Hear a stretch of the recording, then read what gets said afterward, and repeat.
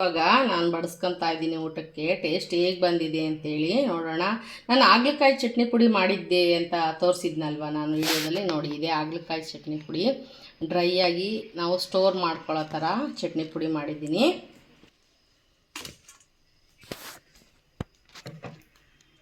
ಬನ್ನಿ ಇವಾಗ ಟೇಸ್ಟ್ ಹೇಗೆ ಬಂದಿದೆ ಕ್ಯಾಪ್ಸಿಕಮ್ ಪಲ್ಯದ್ದು ಅಂತ ನೋಡೋಣ. ಇವಾಗ ನಾನು ಇಲ್ಲೇ ತಿಂದು ಹಿಂಗೆ ಟೇಸ್ಟ್ ಹೇಳ್ಬಿಟ್ಟು ಹೋಗಿ ಕುತ್ಕೊಳ್ತೀನಪ್ಪ.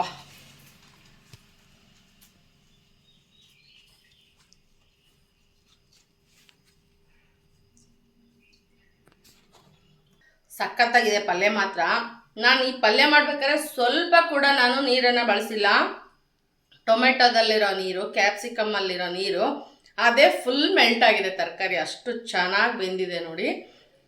ತುಂಬ ಚೆನ್ನಾಗಿರುತ್ತೆ, ಆಮೇಲೆ ಹೆಲ್ತ್ಫುಲ್ ಆಗಿರುತ್ತೆ ಅಂತ ಹೇಳೋದಕ್ಕೆ ಇಷ್ಟಪಡ್ತೀನಿ. ನಾನು ಮಾಡಿರೋ ವಿಡಿಯೋ ನಿಮಗೆ ಇಷ್ಟ ಆದರೆ ಒಂದು ಸಬ್ಸ್ಕ್ರೈಬ್ ಮಾಡ್ಕೊಳ್ಳಿ, ಹಾಗೆಯೇ ಲೈಕ್ ಮಾಡಿ, ಶೇರ್ ಮಾಡಿ ಮತ್ತು ಕಮೆಂಟ್ ಮಾಡಿ.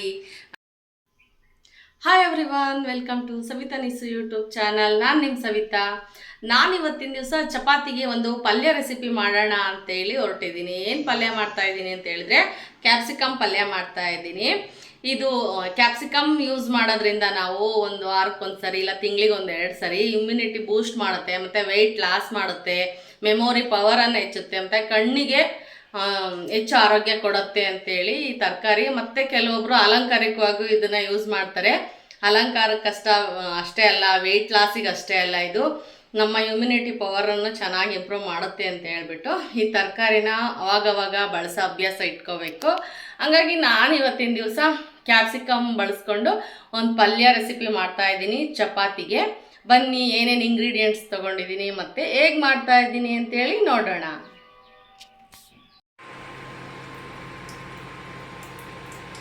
ಬನ್ನಿ, ನಾನಿಲ್ಲಿ ಕ್ಯಾಪ್ಸಿಕಮ್ ಪಲ್ಯ ಮಾಡ್ತೀನಿ ಅಂತ ಹೇಳಿದ್ನಲ್ವ, ಅದಕ್ಕೆ ಏನೇನು ಇಂಗ್ರೀಡಿಯೆಂಟ್ಸ್ ತೊಗೊಂಡಿದ್ದೀನಿ ಅಂತ ಹೇಳ್ತಾ ಹೋಗ್ತೀನಿ.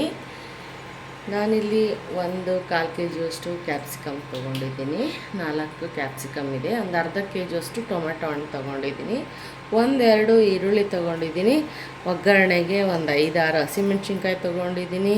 ಕರ್ಬೇವಿನ ಸೊಪ್ಪು ತೊಗೊಂಡಿದ್ದೀನಿ, ಹಾಗೆ ಕೊತ್ತಂಬರಿ ಸೊಪ್ಪು ತೊಗೊಂಡಿದ್ದೀನಿ, ಸಾಸಿವೆ, ಜೀರಿಗೆ, ಅರಿಶಿನ ತೊಗೊಂಡಿದ್ದೀನಿ.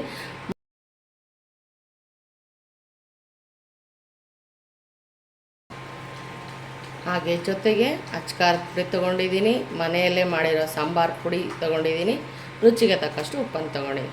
ಬನ್ನಿ ಇದನ್ನೆಲ್ಲನೂ ಬಳಸ್ಕೊಂಡು ಒಂದು ಕ್ಯಾಪ್ಸಿಕಮ್ ಪಲ್ಯ ಮಾಡೋಣ. ಬನ್ನಿ ಇವಾಗ ಇದನ್ನು ಒಗ್ಗರಣೆ ಮಾಡ್ತಾನೆ ಹೆಚ್ಕೊಂಡು ತರಕಾರಿನ ನಾನು ಸೇರಿಸ್ತಾ ಹೋಗ್ತೀನಿ. ಇದು ಕ್ಯಾಪ್ಸಿಕಮ್ ಪಲ್ಯ ಅಷ್ಟೇ, ತರಕಾರಿ ಇದು ಅದು ಕಲರು ಮತ್ತು ನೋಡೋದಕ್ಕೆ ಮೆಣಸಿನ್ಕಾಯಿನೇ ಅದು ಹೋಲಿಕೆ ಮಾಡೋದ್ರಿಂದ ಅದನ್ನು ಕ್ಯಾಪ್ಸಿಕಮ್ ಅಥವಾ ದಪ್ಪ ಮೆಣಸಿನ್ಕಾಯಿ ಅಂತ ಕೂಡ ಅದನ್ನು ಕರಿತೀವಿ. ಅದು ಯಾವುದೇ ರೀತಿಯ ಖಾರವನ್ನು ಹೊಂದಿರಲ್ಲ, ಅದು ಸಪ್ಪೆ ಅದರ ಗುಣಲಕ್ಷಣ. ಅದಕ್ಕೆ ನಾವು ಹಸಿಮೆಣಸಿನ್ಕಾಯಿ ಖಾರದ ಪುಡಿ ಯೂಸ್ ಮಾಡಲೇಬೇಕು. ಎಣ್ಣೆನ ಇದಕ್ಕೆ ಆಲ್ರೆಡಿ ಹಾಕಿದ್ದೀನಿ, ಒಂದು 4-5 ಟೇಬಲ್ ಸ್ಪೂನಷ್ಟು. ಇವಾಗ ಸಾಸಿವೆ ಹಾಕೋಣ. ಸ್ವಲ್ಪ ಚಟ್ಪಟ ಅಂತ ಸಿಡಿಲಿ. ಇದನ್ನು ಕ್ಯಾಪ್ಸಿಕಮ್ನ ಬರೀ ಅಲಂಕಾರಕ್ಕಾಗಿ ಮತ್ತು ಡಯಟ್ ಫುಡ್ಡಾಗಿ ಇದು ಜಾಸ್ತಿ ಯೂಸ್ ಮಾಡ್ತಾರೆ. ಪಲ್ಯ ಎಲ್ಲ ಸಪ್ಪೆ ಇರುತ್ತೆ ಅಂತ ಜಾಸ್ತಿ ಕ್ಯಾಪ್ಸಿಕಮ್ ಪಲ್ಯ ಮಾಡೋದಿಲ್ಲ. ಅದನ್ನು ಮ್ಯಾಚ್ ಆಗುವಂಥ ತರಕಾರಿಗಳ ಜೊತೆಗೆ ನೀಟಾಗಿ ಖಾರ ಮಸಾಲೆ ಎಲ್ಲ ಇಟ್ಟು ಮಾಡಿದರೆ ಪಲ್ಯ ತುಂಬಾ ಚೆನ್ನಾಗಿರುತ್ತೆ. ಆ ಥರ ನಾನೊಂದು ಪಲ್ಯನ ಮಾಡ್ತಾಯಿದ್ದೀನಿ ಇವತ್ತು. ಸ್ವಲ್ಪ ಸಾಸಿವೆ ಜೀರಿಗೆ ಸಿಡಿಲಿ. ಅಷ್ಟರೊಳಗೆ ತರಕಾರಿಗಳನ್ನ ಒಂದೊಂದಾಗಿ ಕಟ್ ಮಾಡ್ಕೊತ ನಾನು ಸೇರಿಸ್ತಾ ಹೋಗ್ತೀನಿ.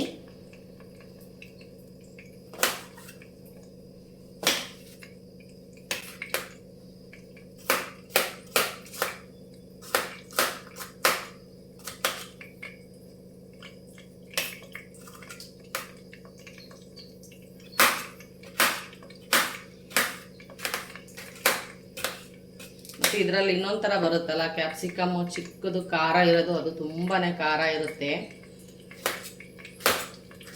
ಅದಕ್ಕೂ ಇದಕ್ಕೂ ಹೋಲಿಕೆ ಮಾಡೋಕ್ಕೆ ಆಗೋದಿಲ್ಲ.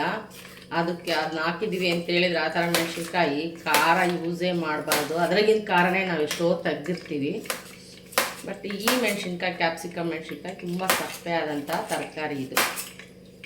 ಹಂಗೆ ಫ್ರೈ ಮಾಡಿಕೊಂಡು ಚೂರು ಉಪ್ಪು ಖಾರ ಹಾಕ್ಕೊಂಡು ಕೂಡ ಇದು ತಿನ್ಬೋದು. ಬನ್ನಿ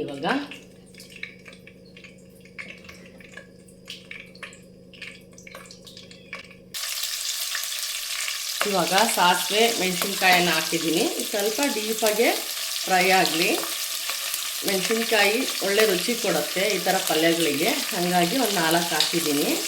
ಎಲ್ಲ ಪಲ್ಯಗಳಿಗೂ ಅಲ್ಲ, ಒಂದೊಂದು ತರಕಾರಿ ಅಡುಗೆ ಎಲ್ಲ ಇರುತ್ತೆ, ಒಂದೊಂದು ಮಾಡೋದ್ರ ಮೇಲೆ ಡಿಪೆಂಡ್ ಆಗಿರುತ್ತೆ. ಸ್ವಲ್ಪ ಡೀಪಾಗೆ ಫ್ರೈ ಆಗಲಿ ಇದು.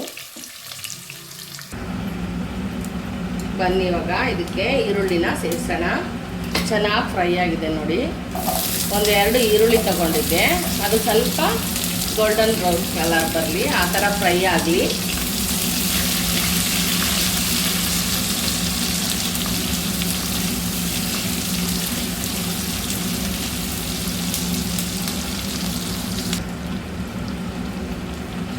ಈರುಳ್ಳಿನೂ ಕೂಡ ಸ್ವಲ್ಪ ದೊಡ್ಡದಾಗಿನೇ, ಅದ್ರಾಗೂ ಸ್ಲೈಸ್ ಮಾಡ್ಕೊಂಡ್ರೂ ಚೆನ್ನಾಗಿರುತ್ತೆ ಉದ್ದ. ನಾನು ಅದರಲ್ಲಿ ಒಂದು ಅರ್ಧ ಕಟ್ ಮಾಡಿ ಸ್ಲೈಸ್ ಮಾಡಿದ್ದೀನಿ, ಸ್ವಲ್ಪ ದಪ್ಪನೇ ಇರಲಿ.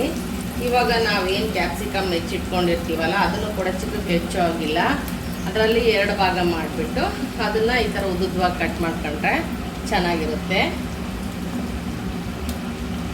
ಇವಾಗ ಕ್ಯಾಪ್ಸಿಕಮನ್ನು ಸೇರಿಸ್ತಾ ಇದ್ದೀನಿ. ಇದು ಸ್ವಲ್ಪ ಫ್ರೈ ಮಾಡ್ತಾ ಬೇಯಿಸೋಣ.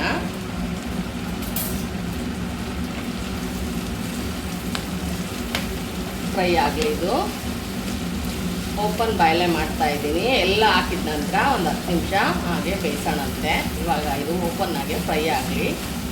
ಒಂದು ಮೀಡಿಯಮ್ ಉರಿ ಇಟ್ಕೊಂಡಿರಿ.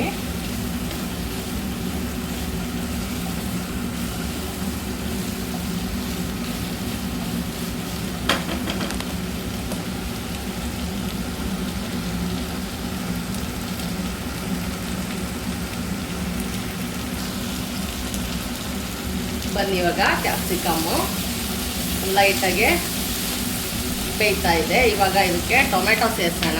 ಇದನ್ನು ಕೂಡ ಸ್ಲೈಸಾಗಿ ಕಟ್ ಮಾಡ್ಕೊಂಡ್ರೆ ಚೆನ್ನಾಗಿರುತ್ತೆ. ದೊಡ್ಡದಾದರೆ 2 ಭಾಗ ಮಾಡಿ ಕಟ್ ಮಾಡ್ಕೋಬೇಕು, ಚಿಕ್ಕವಾದರೆ ಹಾಗೆ ಸ್ಲೈಸ್ ಮಾಡಿ ಹಾಕಬೇಕು. ಕಲರ್ಫುಲ್ಲಾಗಿರೋಂಥ ತರಕಾರಿ ಅಲ್ವಾ, ಇದು ಕಲರ್ಫುಲ್ಲಾಗಿ ಮಾಡ್ಕೊಂಡ್ರೆ ತುಂಬ ಚೆನ್ನಾಗಿರುತ್ತೆ, ರಿಚ್ ಅನಿಸುತ್ತೆ. ಮಕ್ಕಳಿಗಂತೂ ತುಂಬ ಇಷ್ಟ ಈ ಥರ ಕ್ಯಾಪ್ಸಿಕಮ್ ಪಲ್ಯ, ಕ್ಯಾಪ್ಸಿಕಮ್ ಗ್ರೇವಿ ಎಲ್ಲ ಇಷ್ಟಪಡ್ತಾರೆ ಮಕ್ಕಳು. ಇವಾಗ ಇದು ಚೆನ್ನಾಗಿ ಬೇಯಿ, ಲಿಡ್ಡನ್ನು ಕ್ಲೋಸ್ ಮಾಡ್ತೀನಿ. ಒಂದು 5 ನಿಮಿಷ ಅಷ್ಟರೊಳಗೆ ಕಾಯೆಲ್ಲ ರೆಡಿ ಮಾಡ್ಕೊಳ್ಳೋಣ. ಇದೇ ನೀರಿನ ಅಂಶದಲ್ಲೇ ಬೇಯಲಿ. ಇವಾಗ ಟೊಮೆಟೊ ಕ್ಯಾಪ್ಸಿಕಮಲ್ಲಿರೋ ನೀರೆಲ್ಲ ಇದು ಬೇಯುತ್ತೆ. ಮೀಡಿಯಮ್ ಫ್ಲೇಮಲ್ಲಿ ಇಟ್ಕೊಂಡು ನಾವು ಒಂದು 5 ನಿಮಿಷ ಲಿಡ್ ಕ್ಲೋಸ್ ಮಾಡಿ ಬೇಯಿಸೋಣ.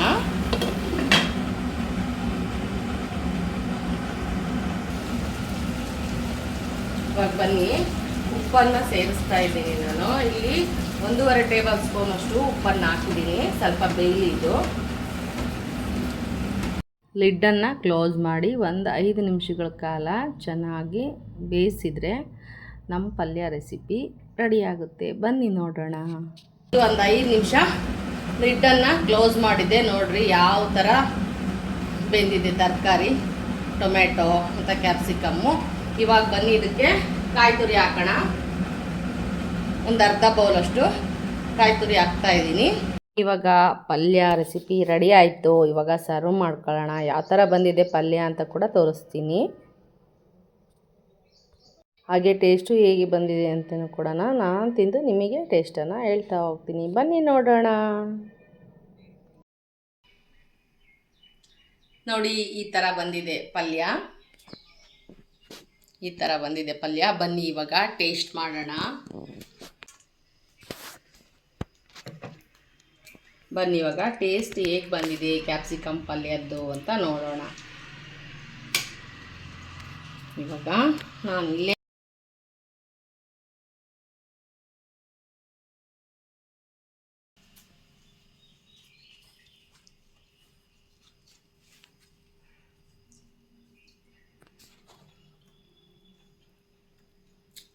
ಸಖತ್ತಾಗಿದೆ ಪಲ್ಯ ಮಾತ್ರ.